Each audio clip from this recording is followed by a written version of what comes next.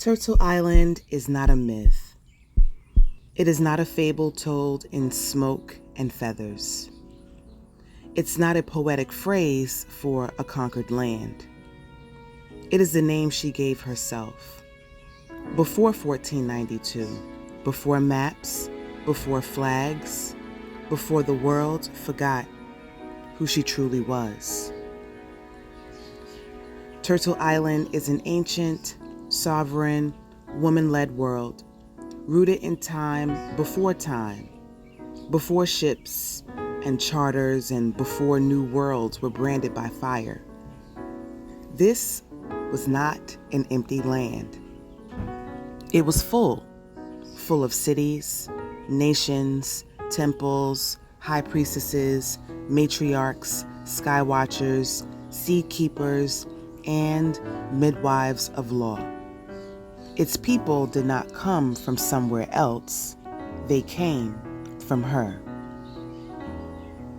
The first people were earth-formed and sky-led, their skin kissed by sun and sacred paint, their hair braided and perfumed with pine smoke, their bodies trained in grace for rivers, mountains, birthing, and dance. They wore the land itself, turquoise, gold, feathers, shells, every mark a prayer. The Olmec carved colossal heads long before Europe left its feudal slumber. We had engineers, sky watchers, mother builders. Turtle Island's law flows through the womb. Inheritance passed not by sword, but by seed keeper. Mitochondrial memory, the original archive, moved from mother to daughter. From the Catawba people of North and South Carolina, to the people of Powhatan in Virginia, to the Mundane people along the Mississippi River, to the Taino people of the Caribbean. Matrilineal systems held balance. High priestesses, matriarchs, they chose their leaders, their chiefs. Grandmothers were the oracles and the law. Even now, the ancient coding whispers in the bones of their daughters, deep in the marrow, in the womb, in the memory. Long before Columbus's conquest came voyagers. There was Saint Brendan, an Irish monk in the 6th century. There was Welsh Prince Madoc in the year 1170. There was also Mansa Abu Bakari II of Mali, who launched 2,000 ships across the Atlantic around the year 1311, seeking a place for his people. Oral tradition says they intermarried with indigenous women. As his brother Mansa Musa later stated, quote, "The Sultan got ready 2,000 ships and embarked on the Atlantic Ocean with his men. That was the last we saw of him and all those with him. So I became king in my own right." End quote. When the colonizers came, they did not come with reverence. They saw gold, not God.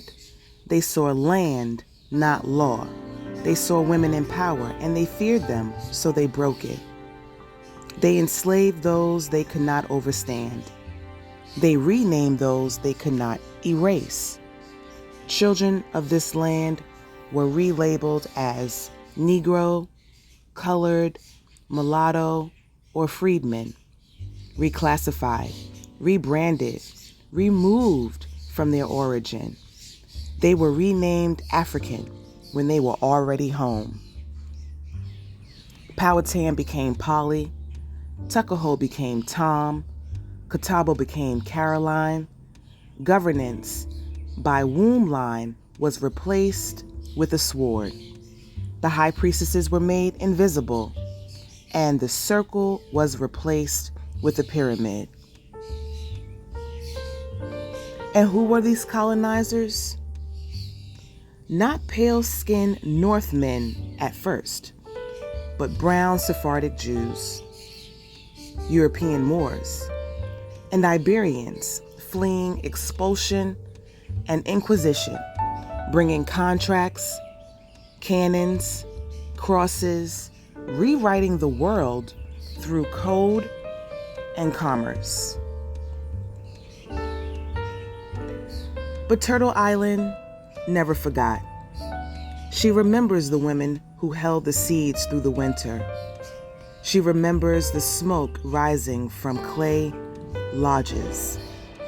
She remembers the feet that danced on river stones. She remembers the names sung in dawn ceremonies, names that Europeans could never translate.